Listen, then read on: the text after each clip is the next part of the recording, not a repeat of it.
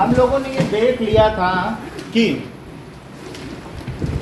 Cell division कैसे होता है। तो हमें ये बताइए कि जो आपकी बॉडी सेल्स हैं उसमें कितने नंबर ऑफ क्रोमोसोम्स हैं? 23 पेयर ऑफ क्रोमोसोम्स और जो हम लोगों के जर्म सेल है बॉडी में उतने 23 क्रोमोसोम्स। जब सेल, बहुत अच्छा, जब सेल अबाउट टू डिवाइड होता है तो निष्का उसकी प्लॉइडी क्या होती है? बोलो। टेट्राप्लॉइड। टेट्राप्लॉइड पढ़ के आए हो क्या घर से? तुमसे कहा था पढ़ना लिखना बंद है, दोनों बच्चों से सीखो। ये क्यों नहीं बता रही हैं? हाँ ठीक है। Now what is the ploidy of germ cell?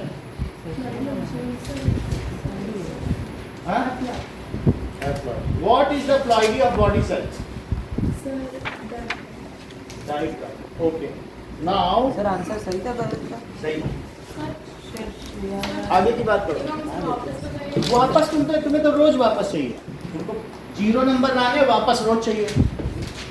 अभी तुमको पूरा एक दिन का पूरा यहाँ दिखाया जाए, जब टेस्ट लो तो उसमें कुछ लिखती ही नहीं हो, तो रोज वापस चाहिए। अभी तुमको ये मुझे बताना है कि माइटोसिस की डेफिनेशन बताओ। Mitosis. हाँ So mitosis when one parent cell divides itself into two daughter cells. This is called mitosis. थोड़ा कम रह गया, बोलो mitosis. Followed by one Meiosis, followed by 2 times a day. where the mitosis takes place, where the meiosis takes place. Mitosis takes place in body cells and meiosis takes place in reproductive cells.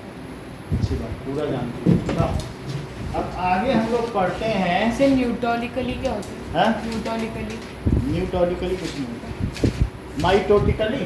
ये सब है माइटोलिकली। तो mitotic division तो mitotically. Now exercise आइए।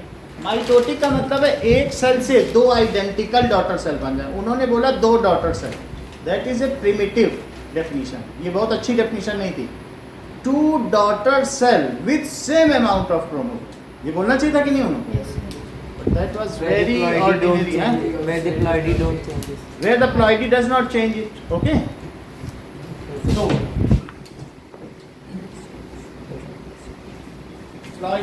Ploidy का मतलब है अगर किसी भी सेल में n नंबर ऑफ क्रोमोसोम है, जैसे 23 क्रोमोसोम, ये ह्यूमन के लिए मैं बात कर रहा हूँ, तो उसको कहेंगे n क्रोमोसोम। 23 है तो n क्रोमोसोम कहा जाएगा, n अमाउंट ऑफ क्रोमोसोम जितने भी हों। मान लो चींटी में 13 है तो 13 क्रोमोसोम। ये जर्म सेल है। ये कौन सी सेल है? Germ cells. Germ cell. Now ये देवांश है ना? Yes sir. ठीक है, तो ये जर्म सेल है। और लेकिन अगर हमारी बॉडी सेल है तो क्या उसमें 23 होंगे कि 23 पेयर? 23 पेयर। 23 पेयर। यहाँ देख लो, यहाँ सब, ये सब सिंगल है, अलग अलग। और यहाँ पर होंगे तो ये सब पेयर में होंगे। ये कैसे होंगे? पेयर में होंगे। तो ये कहा जाएगा 23 पेयर। अगर 23 पेयर ऑफ क्रोमोसोम है तो उसे कितना अमाउंट ऑफ क्रोमोसोम कहा जाएगा? 2n। तो इस that is 2n amount of chromosome. 46 ना बोल के क्या बोला जाएगा? 2n amount of chromosome. तो इसकी प्लॉइडी क्या है? Haploid. पहला है हैप्लॉइड, उसे ज्वाइन कराओ। जस्ट कौन आया? अच्छा, अब इसकी प्लॉइडी क्या है? डाइप्लॉइड। और मान लीजिए ये हमारी बॉडी सेल है, ठीक है, बॉडी सेल है। ये बॉडी सेल कब है? Just after formation. और जस्ट बिफोर फॉर्मेशन रिप्रोडक्शन क्या होगा? यही बढ़ जाएगा ना। और बोलो ये क्या हो जाएगा? मान लीजिए ये तो अभी बनी है तो ऐसी रहेगी, लेकिन मान लो डीएनए रेप्लिकेशन हो जाए तो फिर से इसे डिवाइड होना पड़ेगा। तो ऐसे में हर क्रोमोसोम क्या ऐसा हो जाएगा? देखो जरा, ऐसे पहला वाला, और दूसरा भी जिसके बगल बैठा है वो भी ऐसे हो जाएगा। Yes sir. ये फर्स्ट सेट है, इसी में फर्स्ट सेट को मैंने ऐसा दिखाया। और सेकंड सेट देखो जरा, तो सेकंड सेट में भी डीएनए रेप्लिकेशन में मैंने बताया था कि नहीं, कैसे एडेनिन गुआनिन से खुलते 2 अलग-अलग Yes, धागे बन sir. जाते हैं, 2 बंडल बन जाते हैं। So DNA और replication. तीसरा देखो, इसका तुम तो बहुत जानती हो, तुम सब सवालों के सही जवाब दे देती हो। आगे देखो, तो ये 1 2 3 है। तो मुझे ये बताइए कि ये कब का समय है और इसकी प्लॉइडी क्या है। सर ये डीएनए टाइम का है और इसकी बॉडी टेक्नोलॉजी। सही है। तो ये 23 पेयर ऑफ क्रोमो टेट्राप्लॉइड, क्यों? क्योंकि इसमें कितना अमाउंट है दीदी क्रोमोसोम का, बोलो। 4n क्रोमोसोम हो गया, 4n क्रोमोसोम। और इसकी प्लॉइडी क्या है? सर पर इसकी एक्चुअल वैल्यू क्या होगी? हैं? एक्चुअल वैल्यू क्या है सर इसकी? टेट्राप्लॉइड बोलो, यानी 23 पेयर्ड क्रोमोसोम का डबलेट है ये। अब ये फंक्शनल है कि ये फंक्शनल है कि ये फंक्शनल है? यही फंक्शनल है। इसको सिर्फ किसके लिए? ये रिप्रोडक्शन के लिए है। ये चाहे स्पर्म हो सकता है या फिर क्या हो सकता है, ओवम। और ये फुली फंक्शनल बॉडी से, फुली फंक्शनल बॉडी सेल। इसको कहते हैं स्पेशलाइज्ड सेल, क्योंकि स्पेशल काम के लिए रखा गया है, तो इसलिए इसका क्या नाम रख दिया गया है, बोलो? Specialized cell. और इसको फंक्शनल होने के लिए हर्षिता क्या करना होगा? क्योंकि डिवाइड होगा तभी, क्योंकि अगर धीरू भाई अंबानी के 2 बेटे हैं, वो एक ही कंपनी में बैठ जाए तो कंपनी चल पाएगी? उनको अलग अलग दो तब चला पाएंगे, क्योंकि डबल अमाउंट ऑफ क्रोमोसोम कुछ कर पाएगा क्या? No sir. तो इसलिए इसे क्या करना पड़ेगा? डिवाइड होना पड़ेगा। It has to divide, binary fission जिसको कहते हैं, डिवाइड टू बिकम फंक्शनल। थोड़ा थोड़ा आना समझ आई बात कि नहीं है ना? और बाकी एक और पिछला वीडियो भी देखा था, जिससे कि बिल्कुल अपडेट। देखो शुरू में कितना तुम ज़्यादा जवाब देती थी, फिर तुम लीनियंट होती जा रही हो ना। अब अगला देखिए, make a comparison and write down in which plant cell are different from animal cell. There are the difference between plant cell and animal cell. चलो अब देखिए, पहला होगा प्लांट सेल है plastids, animal cell don't have plant. बिल्कुल सही है। एक बार इनका साइज भी देखना, मुझे सर लगता है प्लांट plant सेल cell बड़े होते हैं। Rigid but animal cells are हाँ नॉट रिजिड। बिल्कुल सही है। प्लांट इनमें सेल वॉल होती हैं, इनमें सेल वॉल नहीं होती। So centriole is absent in plant cell and बहुत अच्छा, Vacuoles in plant cell cover 90% of the space, but बिल्कुल सही in है। animal आहाना ने cells, बता दिया plant cells are सेंट्रियोल के not. बारे में। Now difference between plant cell and animal cell. Plastids किसमें नहीं होते? प्रद्युम्न। चलो animal cell. So let us write the difference between plant cell and animal cell.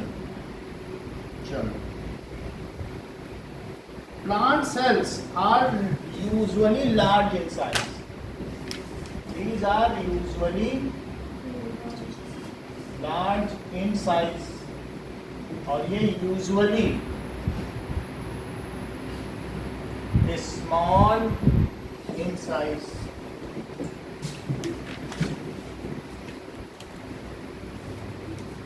ठीक है, लार्ज इन साइज और स्मॉल इन साइज। नाउ इसके अलावा इनका रेक्टेंगुलर, इनका फिक्स्ड शेप होता है। दे हैव,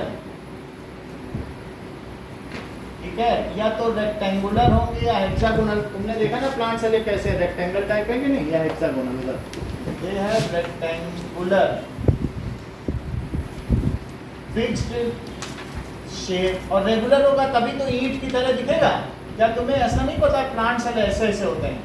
तो ऐसे ब्रिक वर्क नहीं लगता है प्लांट सेल में। देखो इन सब में, एनिमल सेल में, इसमें तो कोई ब्रिक वर्क नहीं लगता। तो दे हैव रेक्टेंगुलर और एक शेप होगा, या हेक्सागोनल भी। कभी कभी तुम्हें वो हेक्सागोनल भी लग रहा है ना, या hexagonal shape. Suppose rectangle and hexagonal shape. और जबकि it has irregular shape. Irregular कभी तुमने ये भी देखा होगा, नर्व सेल भी देखा होगा। नर्व सेल का क्या कोई रेगुलर शेप है? ह्यूमन सेल नहीं देखी थी, एक तरफ से फिर एक्सॉन आता है, वहाँ डेंड्राइट होता है, नहीं तो ह्यूमन सेल में बहुत सारे देखे थे। स्पर्म का भी कहाँ कोई एक शेप है क्या? No. कोई शेप नहीं, या ऑस्टियो सेल, बोन सेल का भी कहीं कोई शेप है क्या? वो तो तुमको दिखाई थी ना, बोन सेल ऐसे ऐसे निकलती है, ऐसे नहीं निकल रही थी सर स्पर्म का भी तो कोई शेप होता है। इसका वो एक मतलब किसी भी तरीके का हो सकता है। जो एनिमल सेल है वो कैसा हो सकता है? So it has irregular shape. कैसा हो सकता है? ये बोन सेल। सर हाँ बोलो sir germ cell, body cell, तो उस सेल का नाम क्या होगा? क्या? सर जैसे फर्स्ट सेल जिसके अंदर जो हैप्लॉइड है तो इसका नाम जर्म सेल रखेंगे, जो डिप्लॉइड हो उसका बॉडी सेल, तो टेट्राप्लॉइड का कुछ तो नाम होगा सर। टेट्राप्लॉइड कुछ नहीं है, यही बस जब डीएनए रेप्लिकेट, तो ये हमारी बॉडी सेल ही है जो रेप्लिकेट होने से पहले कर देती है। अब क्या ये 4n हो गया? इसका कितना है? 4n। अब 4n के बाद है ये एक बार डिवाइड होकर 2n बना, फिर से डिवाइड होकर n 4 बना दे, भी मियोसिस हो गई। अब एक ही बार डिवाइड करे, जैसा निष्का ने बार बोला एक बार डिवाइड करे, तब फिर वो फिर 2 बॉडी सेल बनानी है ना, 2 से डॉटर सेल। अब 4 बार कर दे, तो अगर 4 बार करेगी तो उसको जाना पड़ेगा रिप्रोडक्टिव ऑर्गन में, बोलेंगे निकलो यहाँ से, जाओ तुम स्पेशलाइज्ड सेल बन गई हो, जाओ जाके स्पर्म बनो या ओवम, बोला जाएगा कि नहीं हमको? फिर वो बॉडी में नहीं रह सकती, वो किसी काम की नहीं रहेगी ना।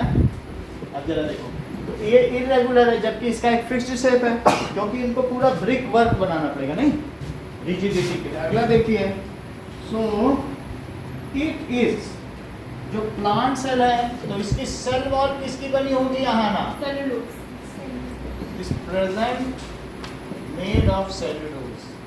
सही है, सेलुलोज भी एक तरीके की शुगर ही है, पॉपुलर शुगर।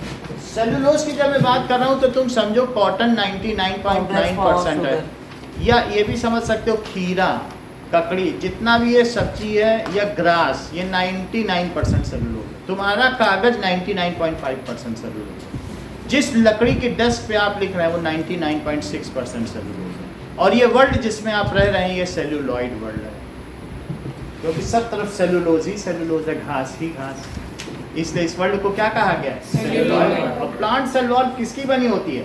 सेलुलोज। चलो, और इसमें क्या लिखेंगे? No cell wall. Plant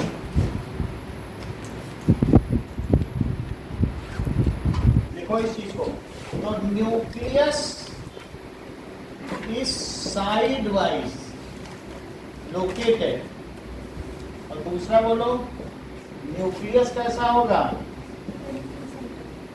is centrally located. ठीक है, नेक्स्ट, जैसा प्रद्युम्न ने बताया कि प्रद्युम्न तुमने क्या बताया? सेंट्रियोल के बारे में बताया था क्या? That is centriole is absent. ठीक है,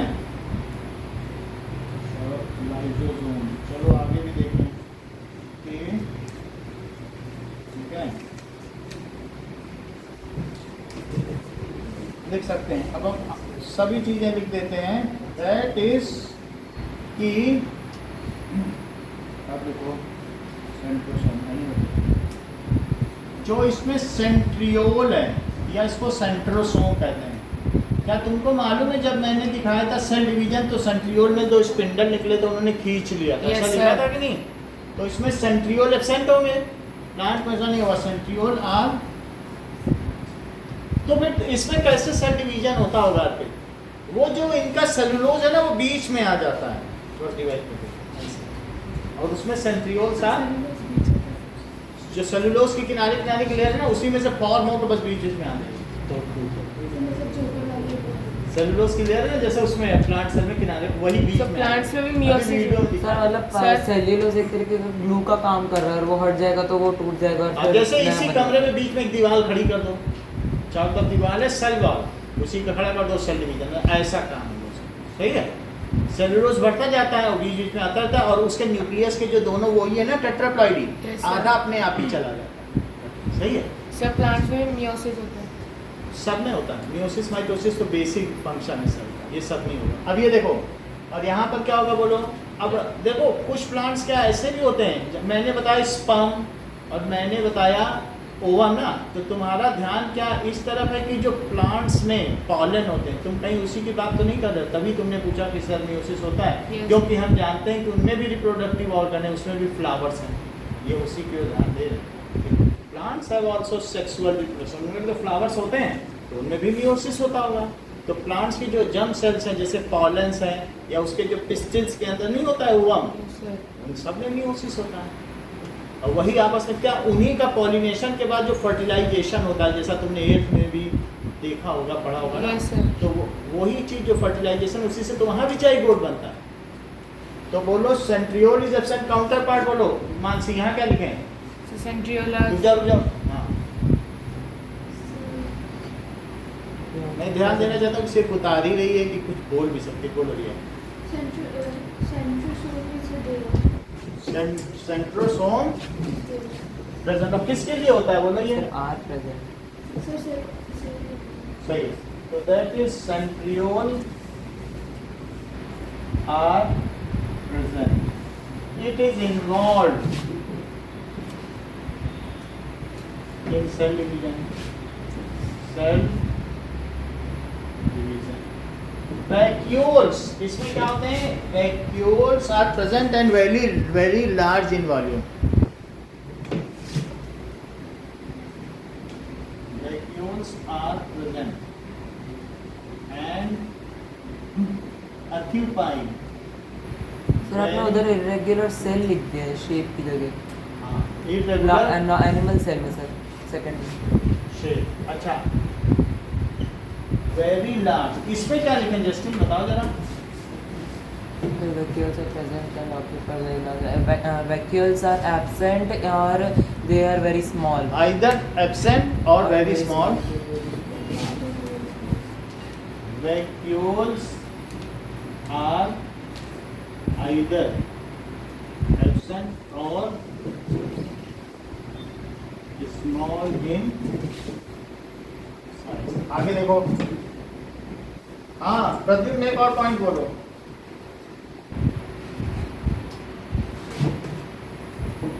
प्लास्टिक्स इसमें प्रेजेंट है और उसमें नहीं होंगे क्योंकि ये तो कलरफुल होते हैं ना। हम लोगों की जो बॉडी का कलर है वो गोल्जी ऑपरेटस की वजह से, गोल्जी ऑपरेटस ऑरेंज कलर का सर जो ईआर की वजह से भी, हाँ? ईआर की वजह से भी तो है सर। वही सब, तो इसलिए इसमें प्लास्टिक्स आर प्रेजेंट और इसमें प्लास्टिक्स आर एब्सेंट। आदित्य और कुछ तुम्हारे ध्यान में आ रहा है?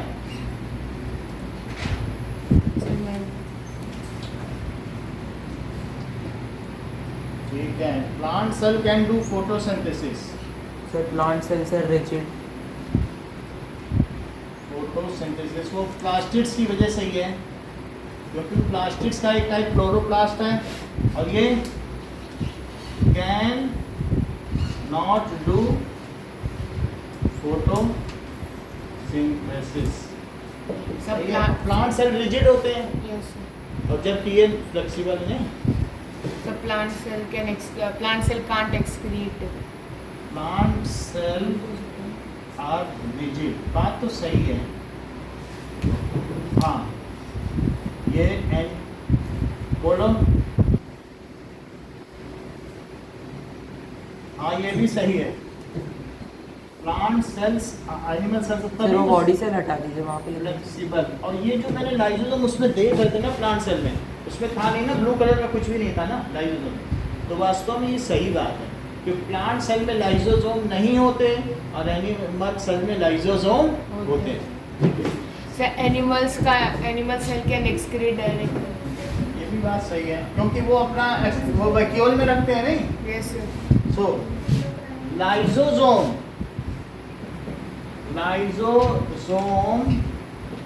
आर एब्सेंट और इसमें क्या है? Lysosomes are present. और ये these cell do not excrete, जो भी उनका वेस्ट है वो किसमें रखते हैं? वैक्यूम से, तो एक्सक्रीट नहीं करते। These cells do not excrete, जबकि these cells excrete their waste। Okay। अगर देखिए, how is a prokaryotic cell, difference between prokaryotic cell and eukaryotic cell. तो इनके बीच का भी डिफरेंस देखें। क्वेश्चन नंबर 2,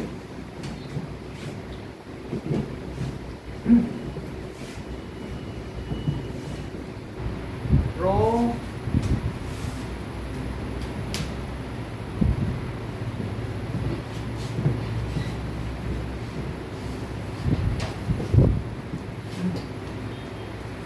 और यूकैरियोटिक, प्राक नाभिकीय कोशिका उत्तर नाभिकीय कोशिका के बीच में अंतर स्थापित करिए। नाभिक के बनने से पहले, न्यूक्लियस से बनने से प्रोकैरियोट, कैरियन जानते हो ना, और यू का मतलब after. So let us differentiate between these. तो प्रोकैरियोटिक सेल का आहाना मुझे बताओ, इसका साइज क्या है, इसका साइज क्या है बोलो, बैठ बोलो बेटा। हाँ, प्रोकैरियोटिक सेल का जो साइज है वो है 5 to 10, 5 to 100। बोलो रिया, बोलो अर्पित। सर 1 से 10 सही है। तो साइज क्या है, माइक्रोन तो बोले साइज इज, वो भी बोलना चाहिए, generally small, 1 micrometer to 10 micron Nikhil इसका बोलो। सर 5 से 100। It is generally large. तो साइज क्या है, 5 माइक्रोमीटर, माइक्रोमीटर है 100 माइक्रोमीटर, इसको कहते हैं माइक्रोमीटर। तो आपने लिखवा दिया था। लिखा दिया, किसी के साथ फिर से करा दें, उसमें गड़बड़ी बहुत होनी चाहिए। इसका जरा बोलो न्यूक्लियस के बारे में। Sir, prokaryotic cell. Nuclear region is not well defined. It is generally known as nucleoid. And nuclear region ही लिखा जाएगा। Nuclear region is not well defined, ठीक है, और it freely floats in cytoplasm and it is called nucleoid, ठीक है। It freely floats in cytoplasm and called nucleoid। हाँ ना, इसके काउंटर पार्ट में जरा बोलो। So nuclear region is very well defined And and covered by double it is very membrane, all हाँ, the बिल्कुल organelles सही। are membrane bound। it is nuclear region is well defined and membrane bound, बल्कि double membrane bound होता है, double membrane bound. Sir इसको Sir, column the type banana nuclear जरूरी region है is known as differentiate को। nuclear. ऐसा ही अच्छा रहेगा, क्योंकि Sir, एक दूसरे का जो कम्प्लीमेंट्री वो हम साथ में लिख रहे हैं। और बोलो, Sir, the nuclear region is named nuclear region. बोल। और sir, prokaryote. Sir, the DNA floats in ठीक the. है, इसमें क्या है कि most of the cell organelles are absent, most of the cell organelles are present and membrane bound, ठीक है। मोस्ट ऑफ द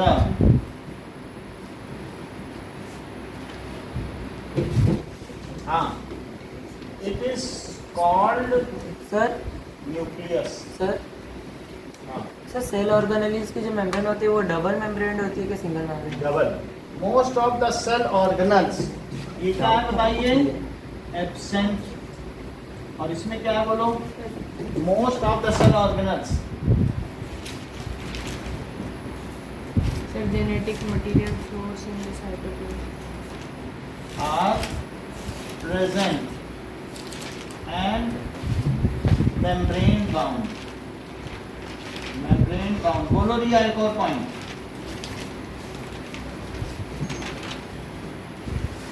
तुम तो पढ़ना ही लिखना छोड़। हाँ बोलो बेटा हर्षिता, एक और बोलो। निष्का, सर प्रोकैरियोटिक में एक ही क्रोमोसोम होता है सही। इट है सिंगल क्रोमोसोम। हाँ आदित्य और क्या बोल रही है, बोलो।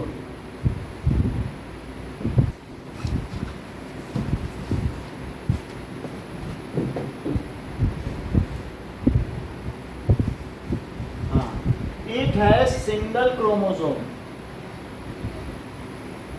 और it has More than one. more than one chromosome।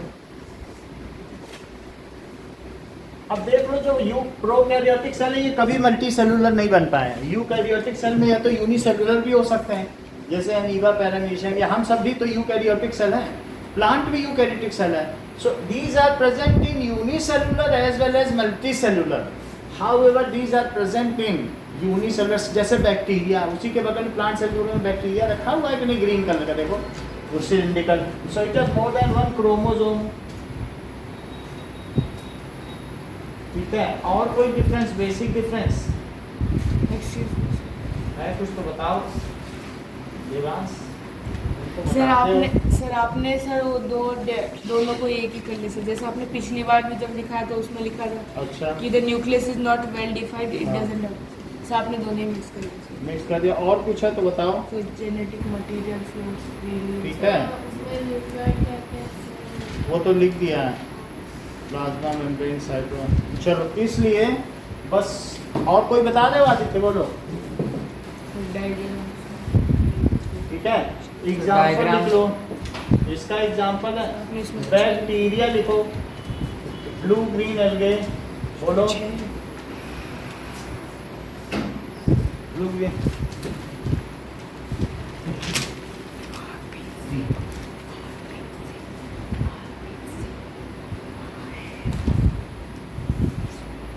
Budding से होता है और किससे होता है?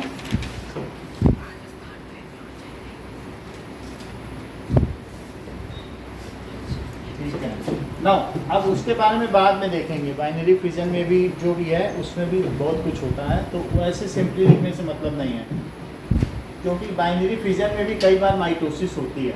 अब यहाँ लिखो सर दैट इज, इसमें कौन कौन से आएंगे? अमीबा, प्लांट सेल सभी आ जाएंगे कि नहीं? Plant cell, animal cell, amoeba भी आ सकता है। अमीबा, प्लांट सेल और एनिमल सेल, सही है। फंगाई भी हो सकता है। कल ज्योग्राफी की क्लास होगी,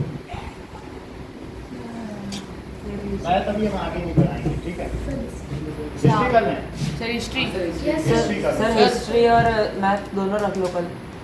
अब हम आगे नहीं बढ़ाएंगे मैथ में। मैथ तो 2 चैप्टर हो गए ना, थोड़ा एक हिस्ट्री का chapter. Sir French revolution. French revolution सभी कुछ पढ़ाएंगे, जो जो है तुम्हारे सब पढ़ाएंगे। चलो, इतनी बात हो गई। Now write down the difference. हमने आपको प्लांट सेल और एनिमल के बीच, सेल के बीच डिफरेंस है 11 डिफरेंस है, जिसमें से 10 आपको लिखना है। सर नोट कर लें। नोट कर लो। चलो, फिर क्या करना है? पहला सवाल बुक का 10 1 हो गया।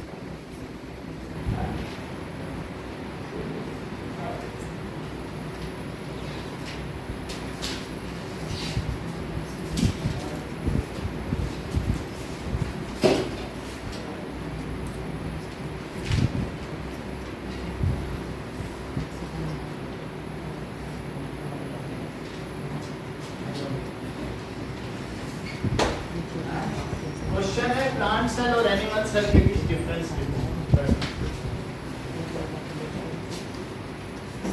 थोड़ा पढ़ो, प्लांट सेल और एनिमल सेल के बीच डिफरेंस पढ़ो।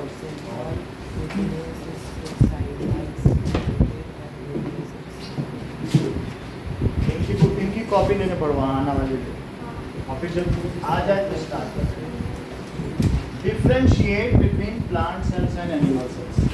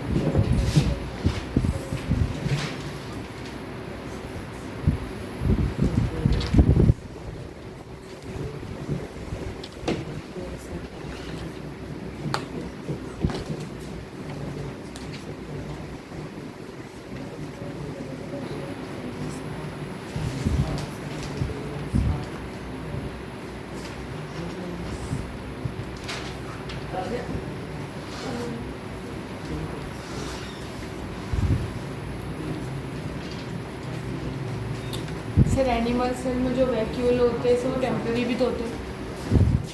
वो सब लिखना हो तो लिखो, आप चेक कर लेंगे।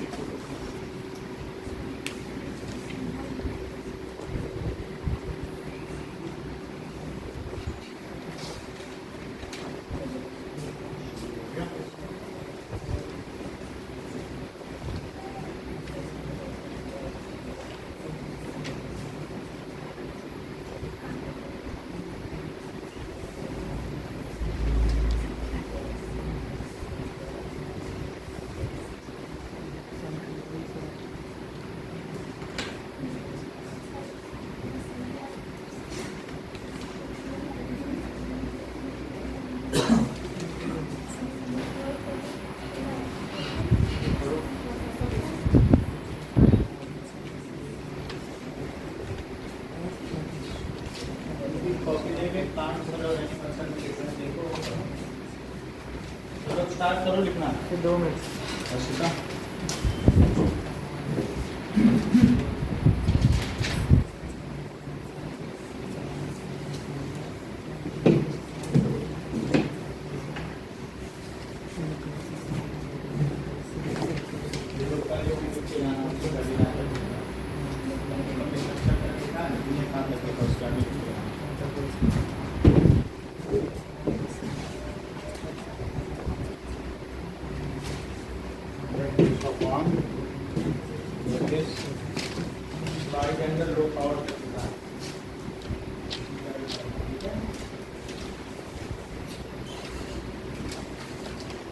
तो ये ना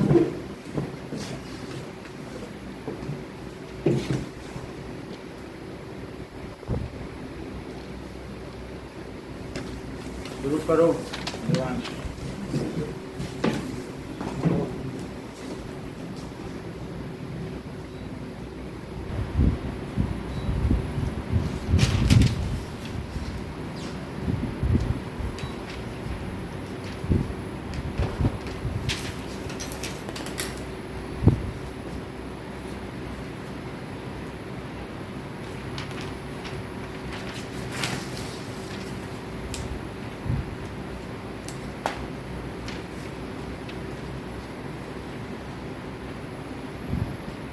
Then difference all over.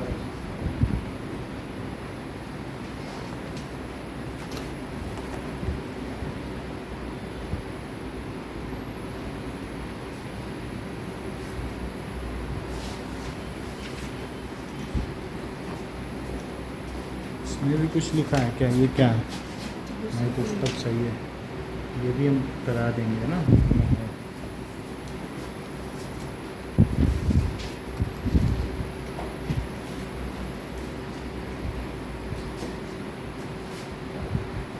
happen if plasma membrane of the cell ruptures। हाँ हो गया बेटा, जमा कर दिया आपने? हाँ ना, चलो। What would happen if तुमने आखिर लिखने आते? चलो कोई बात नहीं। तो अगर प्लाज्मा मेम्ब्रेन ही रप्चर कर जाए बोलो किसी सेल के, तो क्या होगा? क्या अंदर से बाहर मटेरियल आएगा जाएगा? If plasma membrane of the cell ruptures, then जो cytoplasm along with cell organelles can freely move in और आउट इसे करते हैं। इसकी वजह से क्या होगा बोलो? That is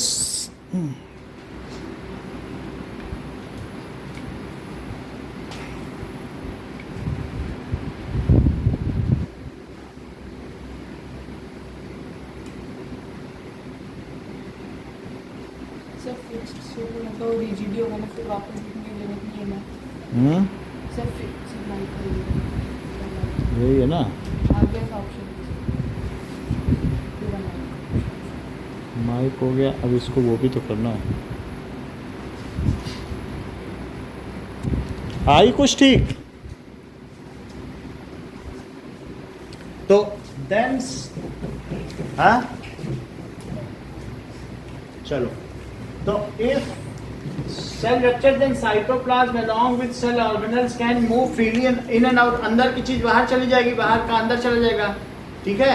so the environment inside the cell will be disturbed। तुम्हारे घर का ही दरवाजा खोल दो, बाहर से गाय भैंस अंदर चले आ रहे हैं, खा पी ले रहे हैं, कुत्ते अंदर चले जा रहे हैं किचन में, तो तुम्हारा डिस्टर्ब नहीं हो जाएगा घर? तो इस तरीके से नाउ जो एनवायरमेंट है inside the cell will get disturbed and cell cannot function properly। और ऐसी स्थिति में तुम्हारे घर में तुम्हारी मम्मी अच्छे से काम नहीं कर पाएंगी। अगर बाहर से कोई आ जा रहा है तो खाना बना पाएंगे या तुम ठीक से खा पाओगे। and the cell cannot function properly। और ऐसी स्थिति में क्या होगा बोलो?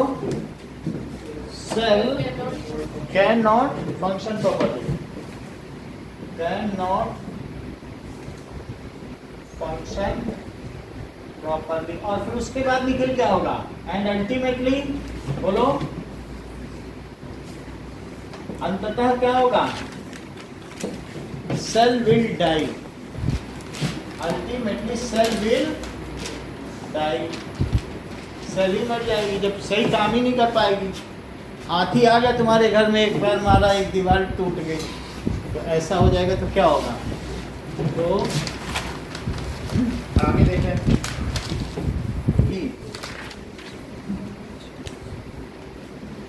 What would happen to the life of cell if there is no Golgi apparatus? Nikhil बताइए, अगर Golgi apparatus ही ना हो तो क्या हो?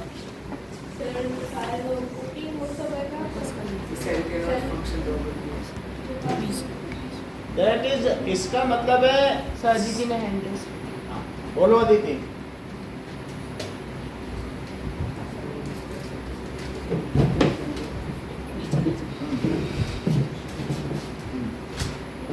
चलो, Golgi Golgi apparatus is responsible for receiving, modifying, packaging and dispatch of the nutrients to various cell organelles. If Golgi apparatus will not be there, then the transportation channel is completely failed या stopped हो जाएगा। As Golgi apparatus is the logistics section of the cell. यही है, वही उसका उपस्कर अनुभाग है।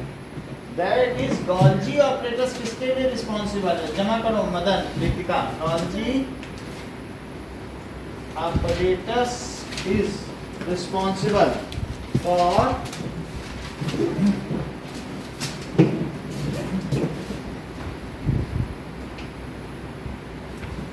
Receive भी करता है, रिसीविंग, और फिर क्या करेगा बोलो? मॉडिफाई भी करता है क्या? मॉडिफाइंग, पैकेज करेगा पैकेजिंग,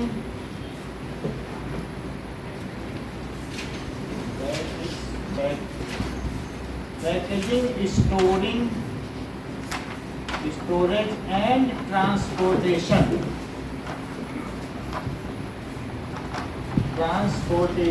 ऑफ मटेरियल्स भी लिख सकते हो या न्यूट्रिएंट्स, वही मटेरियल्स हैं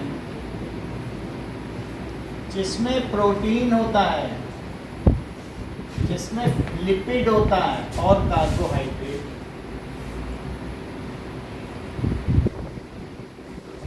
So if Golgi bodies are not there,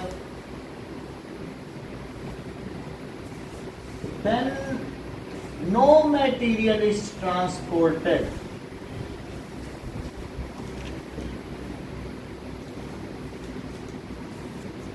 To any cell organelle.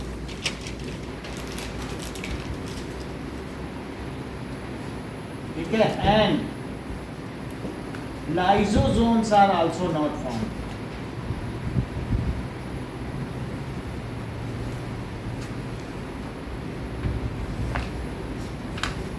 आपकी बुक में प्लांट सेल में लाइसोसोम बना हुआ है, लेकिन नेट में देखने में पता चलता है कि प्लांट में लाइसोसोम नहीं होता है, फिगर में बना है बुक में। आप लोग नेट पे भी सर्च कर लीजिएगा, is lysosome present in plant cell और नॉट। Question number 5। सर ऐसा भी हो सकता है कि छोटे हो बहुत ज़्यादा। ऐसा दिखाया नहीं है, अभी हम भी सर्च करेंगे। अभी अर्पित ने बताया कि उसमें लाइसोसोम बना है सब बुक में, और आप कह रहे हैं कि नहीं होता है, उसको हम देखेंगे। लेकिन जितनी साइज है सब में कह रहा है नो लाइसोसोम, लाइसोसोम नहीं होता है, ठीक है कि नहीं। प्लांट में इतना आसानी से कोई पैथोजन नहीं आ सकता, उनमें बहुत सारा सिस्टम है, आसानी से बैक्टीरिया के अंदर वो कोई नहीं कर सकता। सर सेल वॉल भी होती है। स्किन ब्लर आ रही तो मैं दूसरा फोन लगा रहा हूँ, चलो कोई बात नहीं। नाउ 1 मिनट, इसको डिस्कनेक्ट कर दो। फोन काट दो। हाँ,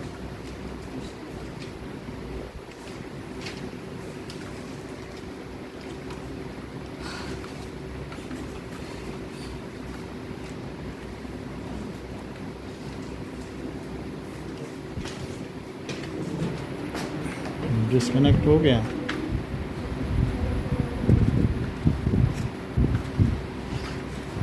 चलो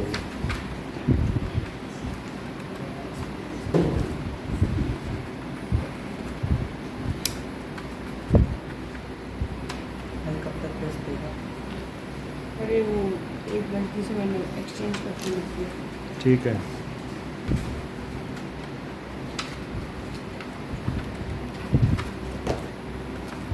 Okay, now next question.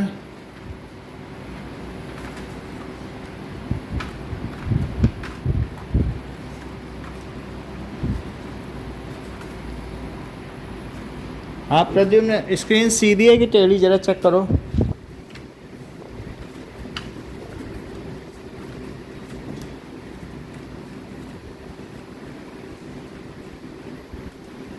सही है, स्क्रीन सीधी है। चलो अब देखिए, which cell organelle is known as powerhouse of the cell? Mitochondria. तुमने फिर से क्यों ले लिया इसको? ये paper. Mitochondria is called powerhouse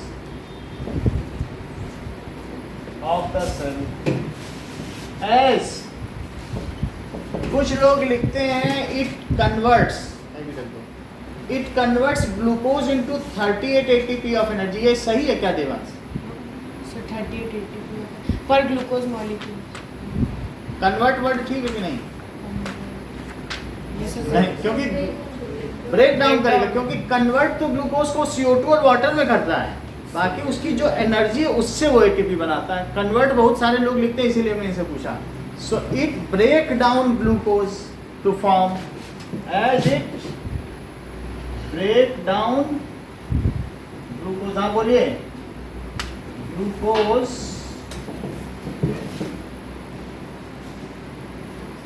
ठीक है। क्वेश्चन नंबर 3 में ठीक है, with cell organelles can freely move in और आउट। चलो, so as it break down glucose to form, बाकी पीडीएफ भेजेंगे बेटा तो उसमें क्लियर आएगा, हो सकता है फोन से ना आए, अभी थोड़ी देर में भेज देंगे। As it break down glucose to form, break down करता है और to form 38 units of energy. बोलो इसका बात समझ में आई? To form 38 units of energy, that is 38 ATP, and dispatches it to various cell organelles. सभी को काम करने के लिए दे रहा है कि नहीं?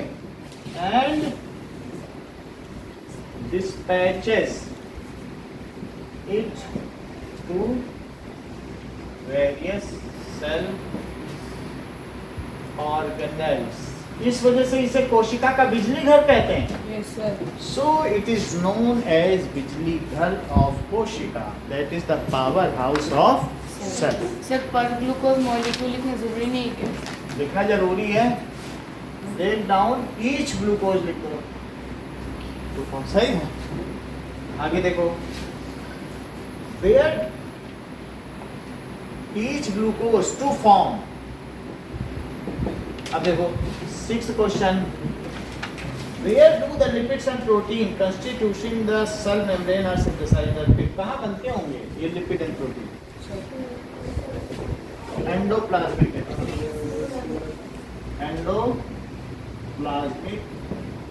Reticulum, that is RER synthesizes protein, जबकि SER synthesizes lipid। 7th question देखिए, हाउ डज एन अमीबा कल सिर्फ हिस्ट्री का क्लास है। कल देखो, आज ये चैप्टर भी खत्म हो जाएगा, अब हिस्ट्री का ही चलेगा। जब हिस्ट्री का पहला खत्म हो जाएगा तो फिर ज्योग्राफी चलेगा, फिर इकोनॉमिक्स चलेगा। अब एक एक चैप्टर सबके होंगे। उसके बाद वापस मैथ्स और साइंस आएगा। हाँ, एक एक चैप्टर कर लो सबके, ठीक है, थोड़ा थोड़ा कराएंगे जिससे थोड़ा। सो मतलब अभी हम एक ही हाँ सब्जेक्ट बोलो बेटा। 6th में ये बताओ कि प्रोटीन और लिपिड कहाँ बनते हैं। ये देखो, ये एंडोप्लाज्मिक रेटिकुलम में क्या बनता है बताओ प्रद्युम्न। वही तो पूछा गया। तो endoplasmic reticulum synthesizes protein and lipid. Protein is synthesized in RER, whereas lipid is synthesized in SER। समझ में आ गई बात? चलो, how does amoeba obtain its food? Amoeba अपना फूड कैसे पाता है? So amoeba obtain its, yes, it obtains by extending by its, extending its pseudopodia. Let us check it. Business finger and projection. Yes. अब देखो कि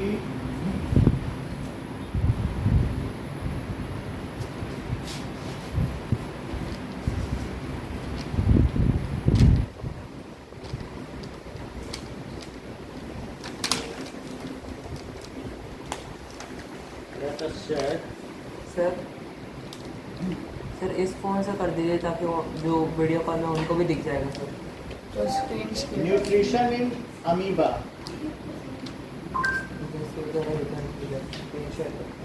अब देखो,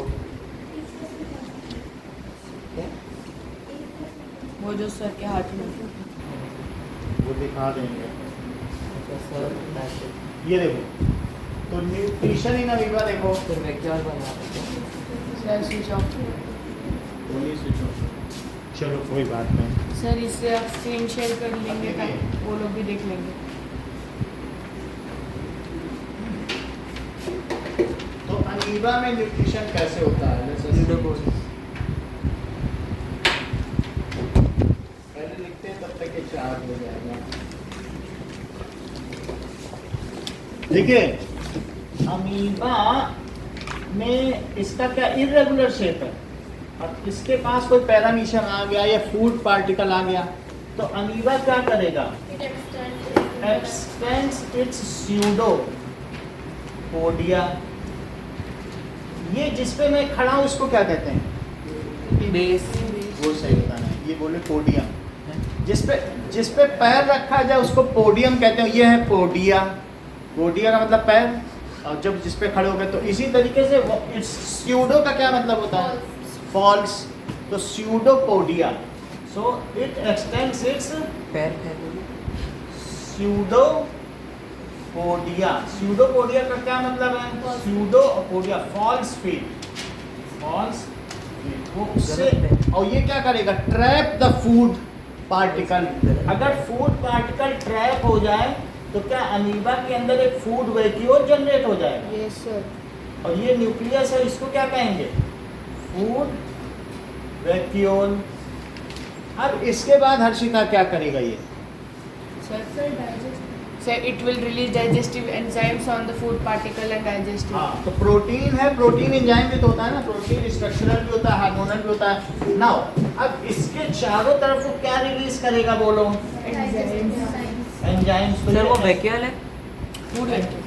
enzyme से ये फूड वैक्यूल बन गया। फूड वैक्यूल बन गया तो amoeba releases strong digestive juices around it. देखिए ये हम लोग क्या पढ़ने जा रहे हैं बताओ? दैट इज क्या? Nutrition in amoeba. Yes sir. So जो न्यूट्रिशन है, न्यूट्रिशन इन अमीबा 5 स्टेप में होता है। Amoeba takes place in 5 steps. कौन कौन से हैं बोलो? इंजेक्शन, सबसे पहले क्या होगा? इंजेक्शन। इंजेक्शन का मतलब होता है एंगल्फिंग या निगलना। एंगल्फ, तो या इसी को क्या कहते हैं? निगल लेना कोई चीज, निगलना।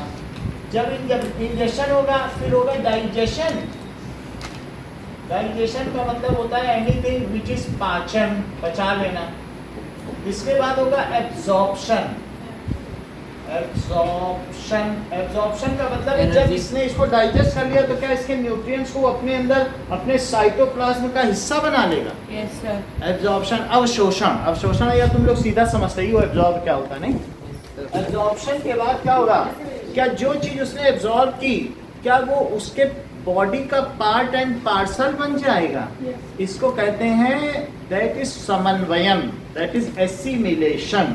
चौथी चीज क्या है बताइए? एसिमिलेशन। एसिमिलेशन। अब वो चीज फूड नहीं रह गई है या न्यूट्रिएंट्स है, फिर से क्या कहेंगे? एसिमिलेशन। और 5वीं चीज क्या है देवांश बोलो जरा? इजेशन। अब जो चीज नहीं एब्जॉर्ब हुई है उसको वो थ्रो आउट कर देगा। क्या? तो वो क्या होगा बोलो? That is egestion. तो it is thrown out. Egestion का मतलब है थ्रोन आउट। अब एक एक चीज करें ना। When food particle comes near amoeba, तो वो क्या करेगा? engulf कर लेगा। So देखो when food particle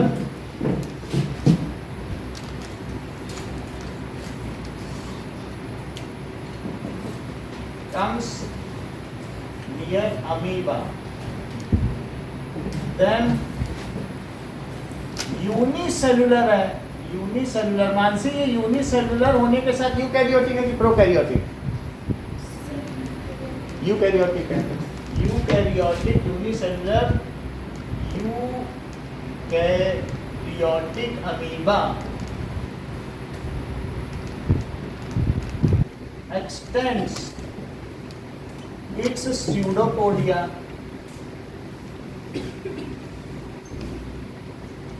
pseudopodia आपका कर लेगा। pseudopodia around food and engulf it, उसको निगल लेगा। It is called, ये जो अंदर ले रहा है इसको क्या कहेंगे बताइए? It is called injection. इस चीज को क्या कहेंगे? पहला स्टेप हमने देखा कि नहीं? इंजेक्शन को देवांश और क्या कहते हैं बताओ? एंगल्फिंग। मत बताओ, इन्हीं लोगों से पूछा तभी बता। हाँ बोलो क्या कहते हैं? ये सही होता है, एंडोसाइटोसिस बोला ना इन्होंने।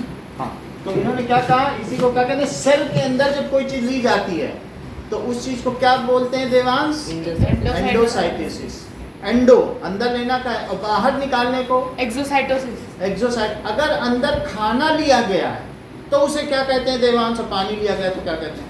सर अंदर लिया तो अभी तुमने बताओ, ये लोग। हाँ बोलो, तुम तो किताब निकालने लगते हो, इन लोग को ऐसे बोलने दो, देख लेते हैं इन लोग की नज़र चीड़ की है। हाँ बोलो। अगर खाना खाया तो फैगोसाइटोसिस और पानी पिया तो पीनोसाइटोसिस। ठीक है, खाना खाया, अगर कोई पानी पी रहा है तो पीनो, खाना खाया तो फैगो। तो इस चीज को क्या कहेंगे? इट इज कॉल्ड इंजेक्शन और एंडोसाइटोसिस। इसे क्या कहेंगे? Endocytosis. If it takes in food, if it takes in food, it is phagocytosis. Phagocytosis. If it takes in water, if it takes in water, then it is pinocytosis. Okay, अब जरा देखो, पहली चीज हो गई इंजेक्शन कंप्लीट हो गया, तो इस चीज को इंजेक्शन कहेंगे। और हर्षिता, इस जो बाहर ये सर्कुलर पार्ट है या स्फेरिकल, इसे क्या कहोगे? Food.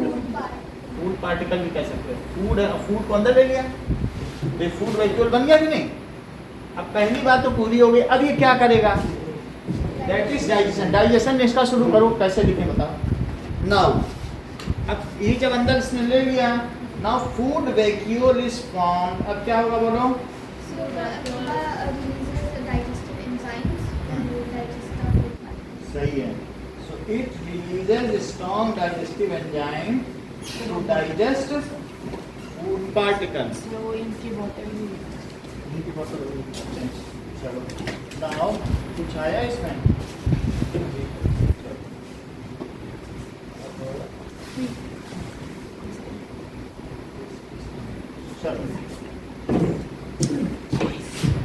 Now, food vacuole is formed inside it. Cytoplasm में फूड वैक्यूल बन जाएगा। अब वो क्या करेगा? फूड वैक्यूल बनने के बाद नाउ अमीबा। सर आपने आगे क्या लिखा है? Fit in food it is If it takes in food, it is called phagocytosis. फैगो। और अगर पानी लेगा तो पीनोसाइटोसिस। देखो अब आगे का देखिए।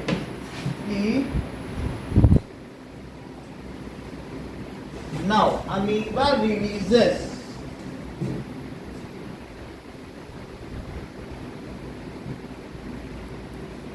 Amoeba eating paramecium. अब देखो ये अमीबा पैरामीशियम को खा रहा है, कैसे? क्या ये अपना स्यूडोपोडिया, उसके पास कौन आया बताओ? जब पैरामीशियम आ गया, शू स्ट्रक्चर था, शू का नहीं। तो देखो कैसे स्यूडोपोडिया से घेर लिया, चल रहा है पूरा घेर लिया कि नहीं? फिर से देखो, तो सर स्यूडोपोडिया जोड़ भी थोड़ा दिया। सा देखो, मतलब दिख रहा है? बाहर क्यों? अब देखो कैसे उसको घेर लेगा, नहीं? और वो जो बड़ा सा वही अमीबा है। अब ये तड़पने लगा पैरामीशियम इसके अंदर। गिरने से पहले बाहर हैं? गिरने से पहले बाहर निकलने वाला। इससे गिरने से पहले निकल जाए तो निकल जाए। दूसरी तरफ चारों तरफ तो अमीबा है, कहीं वो चारों तरफ घेर लेता है, एक तो फंसेगा। तो अब ये देखो कैसे तड़प रहा है, कैसे स्ट्रॉन्ग डाइजेस्टिव एंजाइम छोड़ दिया है और फिर धीरे धीरे डाइजेस्ट हो जाएगा। और डाइजेस्ट होने के बाद क्या होगा? Now okay, now amoeba releases strong digestive enzyme to engulf sir it. वो सेल ऑर्गेनेलिस थे अमीबा के। क्या? जो अमीबा छोटे छोटे चीजें दिख रहे हैं वो सेल ऑर्गेनेलिस है उसके। सल ऑर्गन में ये देखो, 400 ये आप लोग देखिए कि किस तरीके से अमीबा, सर स्क्रीन शेयर। ठीक है, इसमें स्यूडोपोडिया एक्सटेंड कर रहा है और स्यूडोपोडिया एक्सटेंड करने के बाद इसने पैरामीशियम को ट्रैप कर लिया है। ठीक है, देखा आप लोगों ने? 400x अमीबा और 2 ओके, तो इसी चीज को बताना है। और फिर now food vacuole is found inside, चलो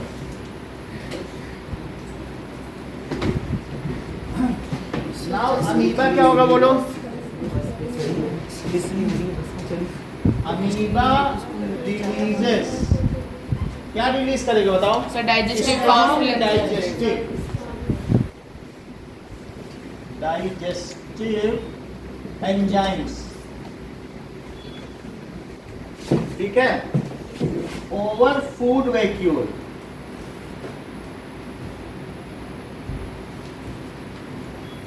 And food is broken down into simple substance, into simple substance. It is digestion. इसे क्या कहेंगे? Digestion. इसको मैं सिंपल भी लिखाऊंगा, लेकिन थोड़ा सा आपको पूरे सारे स्टेप्स पता होने चाहिए ना, इस पे एमसीक्यू बहुत बनते हैं। तीसरी चीज देखो, डाइजेशन होने के बाद क्या होगा? Absorption. Now the simple substance जैसे प्रोटीन है, ये सारे हो जाएंगे सिंपल। दी सिंपल कार्बोहाइड्रेट, फैट, ये सब हो जाएंगे। सो प्रोटीन अमीनो एसिड में टूटेगा, वो अलग बात है, और कार्बोहाइड्रेट ग्लूकोज में टूटेगा, फैट भी फैटी एसिड और ग्लिसरॉल में टूटेगा, लेकिन उन सबसे हमें ज़्यादा लेना देना नहीं है। जो सिंपल सब्सटेंस है, now digested food is absorb into cytoplasm. Digested food क्या हो जाएगा बोलो? एब्जॉर्ब। डाइजेस्टेड सर वो विली एब्जॉर्ब। एक सिंगल सेल में तुम कहाँ विली बना दोगे? डाइजेस्टेड फूड, उसके बाद उसको बाद इंटेस्टाइन भी डाल दोगे क्या? Digested food is absorb within cytoplasm. यही तो एब्जॉर्प्शन है, cytoplasm, and becomes part and parcel of the cell. ये एसिमिलेशन है, ठीक है, and becomes part and parcel of the cell. हाँ, सेल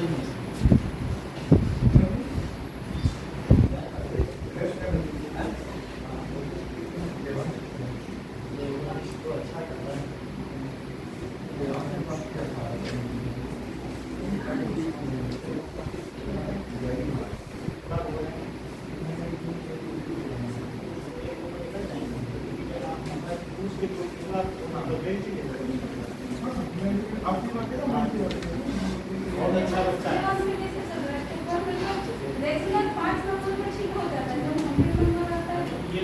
ये क्या है ना, स्टेप्स को कैरी फॉरवर्ड करने में इसकी दिक्कत है, सवाल आने में दिक्कत, एक स्टेप से दूसरे में गड़बड़ी, वही इसका ठीक करना। पढ़ने में सब कुछ सही है, ये बेसिक को छोड़ के तेज चीज़ों को पढ़ना। तो मैं बेसिक चौथा करा, जैसे कि फुल मार्क्स भी लाए, फुल मार्क्स का इन्वायरमेंट अलग होता है, प्रॉपर होने का जो इन्वायरमेंट है वो अलग है, और कॉन्फिडेंस होता है, वो बेसिक करना।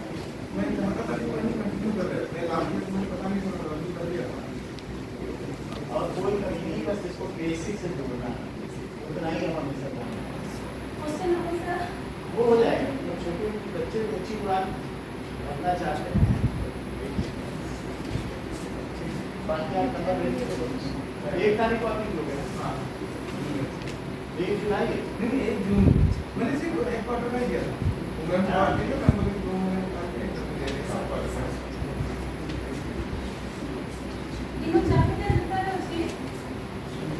Digested food is absorbed within cytoplasm and becomes part and parcel of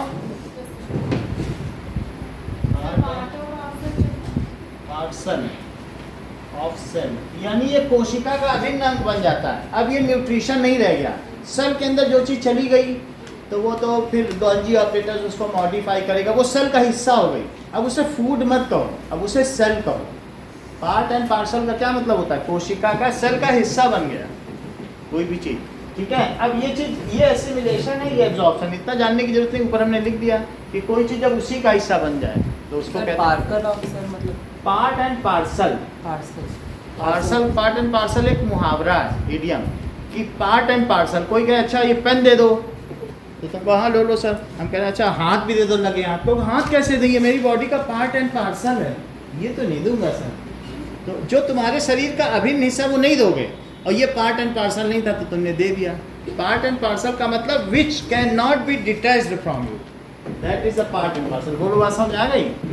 अब लास्ट में whatever is not absorb is called waste vacuole. अब इसके आगे देखो, इसके बाद क्या होगा बोलो?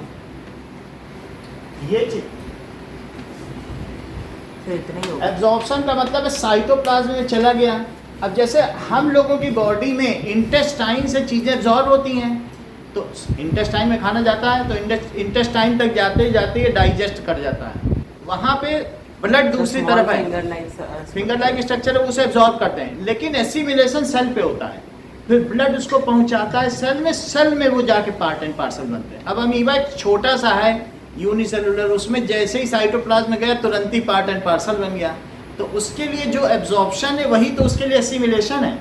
लेकिन हमारी बॉडी में ऐसा नहीं है, हमारी बॉडी में इंटेस्टाइनल साइड पर एब्जॉर्प्शन है और सेलुलर साइड पर एसिमिलेशन है। बोलो बात समझ में आ गई कि नहीं? सेल में होगा एसिमिलेशन और यहाँ एब्जॉर्प्शन होगा, फिर ट्रांसपोर्ट भी तो होगा ना, ब्लड हार्ट उसको पंप करके भेज देगा। समझ आ गई बात? तो आदित्य समझ में आई बात आपको? What ever is not absorb उसे क्या कहेंगे आना? Whatever is not absorbed, it is just thrown out by body. बता नहीं रही हो, बोलो। It is called It is called excretion. waste vacuole. Whatever is not absorbed is called waste vacuole. उसे waste vacuole कहेंगे। और क्या होगा बोलो? यहाँ तक देखो। अब इसके बाद क्या होगा? ये सेल है, तो सेल में ये क्या बाहर फेंक दिया जाएगा, थ्रोन आउट। और उसके पहले अगर तुम्हें दिखाना भी है कि डाइजेशन पूरा हो गया तो तुम चाहो तो यहाँ वेस्ट वैक्यूल दिखा सकते हो। This is waste vacuole. और वेस्ट वैक्यूल के बाद क्या होगा? क्या ये बाहर निकाल दिया जाएगा? सर बाहर निकलने का प्रोसेस भी स्यूडोपोडिया से होगा? इस चीज को वो भी स्यूडोपोडिया है और इसको कहेंगे इजेशन। इसे क्या कहेंगे? Egestion. Is called waste vacuole. It is thrown out of body, जैसा आना ने बताया। It is thrown outside. It is called egestion. इसे इजेशन कहेंगे। ओके, नाउ अब देखिए, एक्सप्लेन न्यूट्रिशन इन अमीबा। ये आज का लास्ट क्वेश्चन है। Explain nutrition in amoeba along with diagram, labelled diagram. Sir ये पूरा इतना बड़ा जो है वो करना है? बता रहा हूँ, यहाँ से लिखना, ये आ जाएगा 2 पेज में, 2 में 1.5 में आ जाएगा। पूरा क्यों लिखोगे? ये नहीं लिखने हैं, सिर्फ 7th से लिखो। पूरा ने कहा तो इसे कहाँ पूरा करेंगे? सर फर्स्ट सेकंड थर्ड लिखो सिर्फ। Sir first second third fourth जो पॉइंट बताया वो भी पॉइंट ना लिखो, तुमको पॉइंट में दिक्कत है तुम लाइन से लिखे चले जाओ, ठीक? पॉइंट में लगा इसको। ये सारा लाइन एक MCQ है, जितने लाइन है यहाँ डायग्राम लिखना, ये लिखना।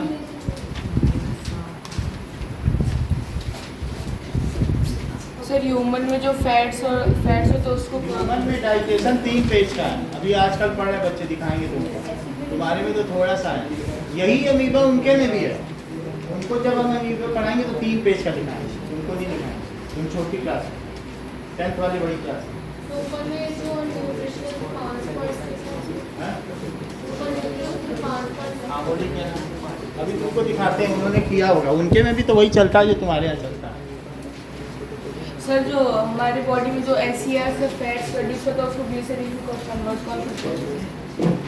फैट जो प्रोड्यूस होगा दैट इज लाइपेज, उसे फैटी एसिड और ग्लिसरॉल में कन्वर्ट करेगा। चलो लाइपेज कहते हैं। हाँ, पैंक्रियास करेगा। चलो, हटा दिया जाए। अग्नाशय, जिसे तुम अग्नाशय कहते हो ना, अग्नाशय, पित्ताशय, ये सारी चीज तुम जानते ही हो। हटा दिया जाए। नो सर, 2 मिनट रिवाइज कर लेते सर बस। ओके, आप लोग भी लिख के भेज दें ऑनलाइन।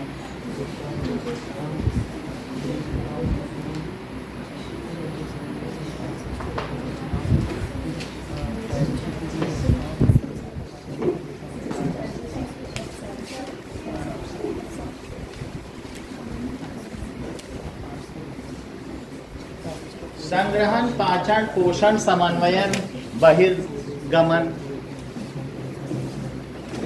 हिंदी ज्यादा आसान है, इंग्लिश कितनी मुश्किल है नहीं?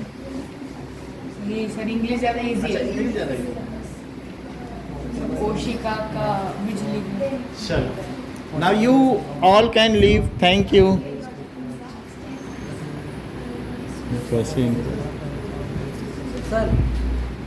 Sir, whatever is not absorbed is called waste vehicle, or whatever is not absorbed is transferred to waste vehicle, and that नहीं, is उसी में था, उसमें से अच्छा ले लिया, जो बच गया वो वेस्ट है। उसको वो देना थोड़ी है कुछ,